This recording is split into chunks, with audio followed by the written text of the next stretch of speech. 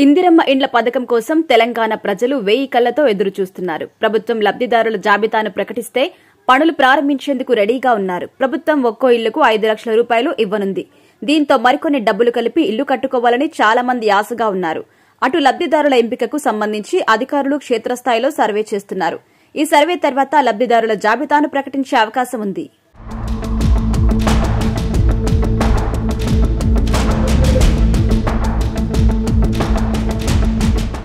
ఇక్కడి దాకా బాగానే ఉన్నా అసలు పొలిటికల్ సినిమా ఇప్పుడే స్టార్ట్ అయింది. గ్రామాలు, పట్టణాల్లో కాంగ్రెస్ నాయకుల ఇళ్లన్నీ కిటకిటలాడుతున్నాయి.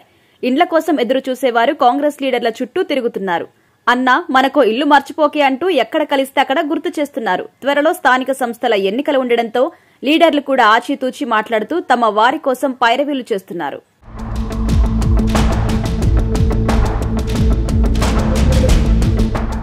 మీకిన్ని మాకిన్ని కొన్ని చోట్ల బీఆర్ఎస్ ప్రజాప్రతినిధులు కమిటీలో సభ్యులుగా ఉన్నారు.